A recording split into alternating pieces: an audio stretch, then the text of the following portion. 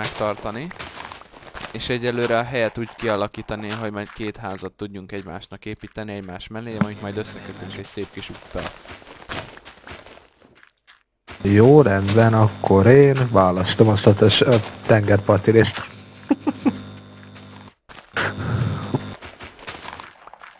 Ahogy te most vagy éppen. Nem, ahol te alsó kapász. Na de hát Ezt te várjál, a- már ott ugye. tisztítom a terepet. Hát én értem, hogy tisztítheted, de én nekem ez a terület kell. Habár nem, tartsd meg. Rájöttem, építek egy házat a vízre. Jó, te döntésed. Hát igen, majd odáig jutunk. Gombát összeszedted a... az barna gombát, hogy milyen, nem is tudom milyen színenek mondjam. Barna. Abból van darab 6 darab van, akarom mondani. Jó, én összeszedtem egy pirosat, itt volt. Akkor most már tudunk gombalevest is készíteni. Akik esetleg teljesen újak a Minecraft világába, és nézik a videóinkat, majd azoknak segítünk egy kicsit egyéb bevezető videókkal, hogy miből mit lehet, és hogyan lehet előállítani, craftolni. Igen, ugye készíteni. Viszont szerintem azért ezekből a videókból is lehet tanulni, ötleteket kilopni, stb. Régen mi is így kezdtük. Persze, nem szégyen. Hát mindent el kell kezdeni valahogyan, de mindenki igazából saját maga tapasztalja meg, hogy mi az erőssége, mit tud jobban építeni, illetve mit egyáltalán nem.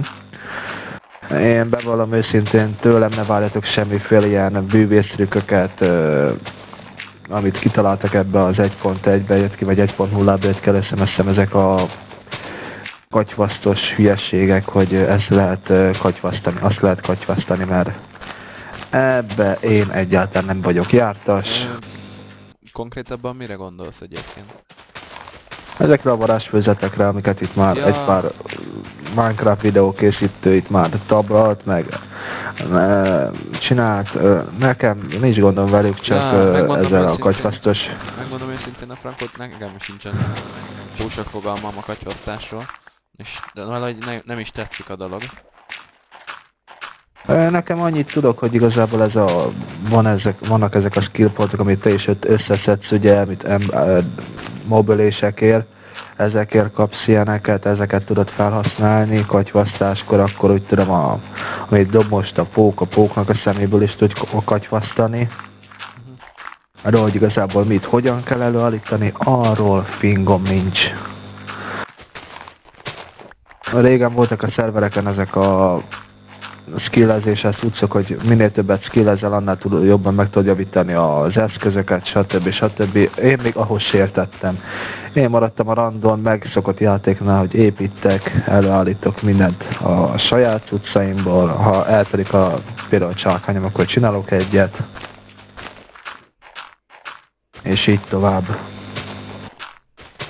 Pontosan. Amint láttam, Fritzó szorgalmasan bontja a területet. Közben láttátok azt, hogy az éjszakából hirtelen nappal lett, ehhez viszonylag sajnos hozzá kell szokni. Egyelőre, mikor fenn van a szerveren az adminság, mert abban nem tudunk beleszólni, hogy ugyan már ne csinálnak reggelt, mert saját szerver. Majd egyszer eljön annak az ideje is, de nem tudjuk mikor, mert volt szerverünk, csak eljutottunk odáig, hogy időm nem engedte, hogy a szerverre foglalkozzunk. Egyéb okok miatt Fritzónak tanulnia kellett. Én meg éltem az életemet, megélem. Ez akárhogyan is nézem, csak egy játék, ebből nem lehet megélni. Hát igen, sajnos. Hát igen, még nem megy el valaki programozzanak, vagy ilyennek, hát addig esélytelen. Mondjuk én inkább megélnék, ha már játékból meg lehetne élni, akkor Call of Duty-ból élnék meg inkább. Igen, örök kedvenc, az olyan, mint én nálam a Csémi. Ja.